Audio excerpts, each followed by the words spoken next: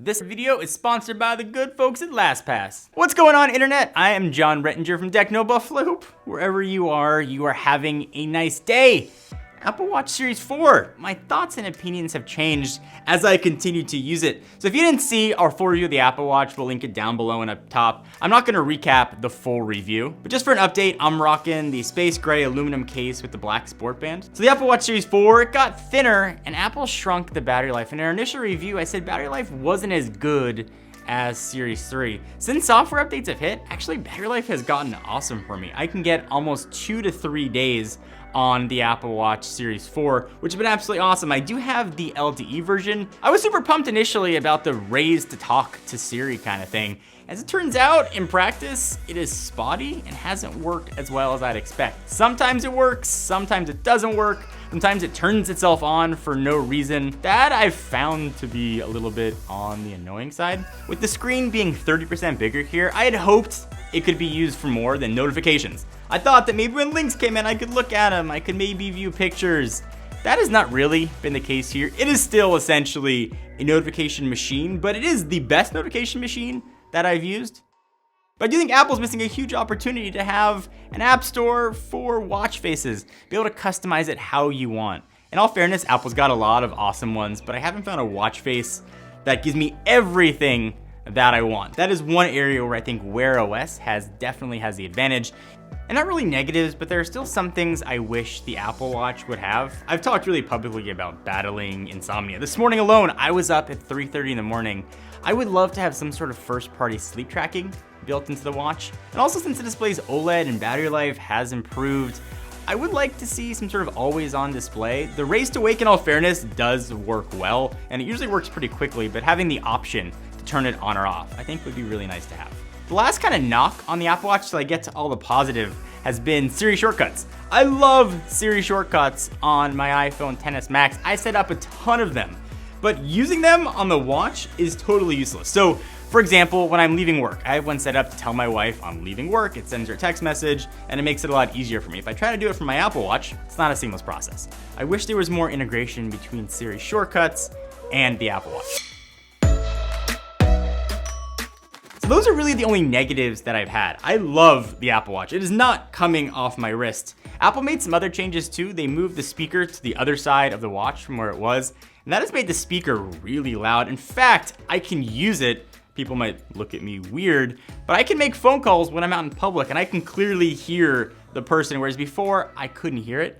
The noise canceling mics also do a really good job. People sometimes can't even tell that I'm talking to them on my watch. Another kind of gimmicky feature, and this is just software, not exclusive to the Series 4 that I'm using way more than I thought, is walkie-talkie. Essentially, it sets up a FaceTime audio call from watch to watch.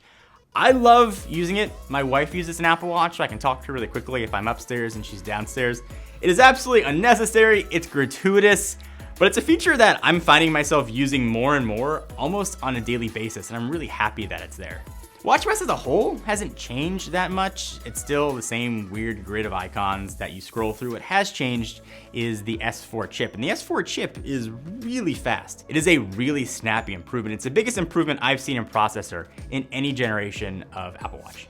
So if you saw the beginning of the videos, this part's probably not gonna be a surprise, but one app that I do legitimately use is LastPass. And again, I wanna give a big thank you to LastPass for sponsoring this video. LastPass just takes away all the trouble of looking for passwords, remembering passwords, and as somebody who's publicly suffered a bit of anxiety, the anxiety of like getting locked out of accounts or forgetting things altogether, it really just takes the headache out of passwords. But if you've been thinking about maybe signing up, there are some new things that weren't there before. Things like unlimited password storage, free cross-device sync, which makes it really handy to switch phones like I do a lot. And also password breach alerts. And again, I want to thank LastPass for not only sponsoring this video, but also making content possible that we can put up on the channel. It's an awesome service. It's secure, it's safe, it's gonna make your life easier. You should check them out. So the initial review, I mentioned that I thought the Series 4 was kind of a stopgap design until the Apple Watch went round. I'm gonna backtrack on that. I've actually really come to appreciate the new rounded design, the way that watch looks. I think it also gives more functionality to the complications, being able to put things in the corners that you would lose if the watch went round. And I've used a lot of round watches. The Moto 360 second generation is still one of my favorite watches that I've had, But when it came to functionality, it was definitely limited because of sort of the awesome round design. Probably the biggest feature though of the Apple Watch Series 4 was the ECG, you might have heard it called EKG feature. Essentially, you put your finger over the crown, it makes a circuit, and it can detect things in your heart, like irregular heart rhythm, if you have AFib, and all kinds of other sort of heart deficiencies that you might have. And as somebody whose family has heart disease in it, that's a really nice feature to have. LTE debuted on the Apple Watch Series 3. I decided to go for it on the Apple Watch Series 4. It's probably my only regret with the Series 4. LTE, at least for me, has been totally unnecessary. Actually, when I switched phones, going from my XR review back to my XS Max, I forgot to restore the Apple Watch, so I didn't even realize it for almost 2 days that I was just using LTE on the watch. And in all fairness, it worked exactly as advertised. Calls would come through to the watch. In fact, battery life, I was able to get through a full day on LTE, something that I couldn't do with the Apple Watch Series 3. So if you're doing a lot of running and you want to have music or you want to have the call forwarding to your watch, it's nice to have. I probably would have saved the money if I could have gone back and just gotten the Apple Watch, and it wouldn't have changed my experience at all with it. So what's changed since the initial review? Battery life for me has gotten way better.